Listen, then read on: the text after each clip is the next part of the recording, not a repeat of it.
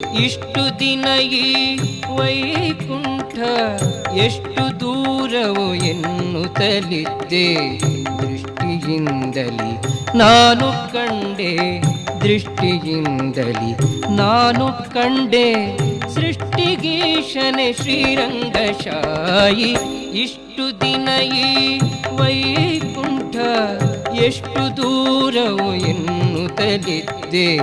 ದೃಷ್ಟಿಯಿಂದಲಿ ನಾನು ಕಂಡೆ.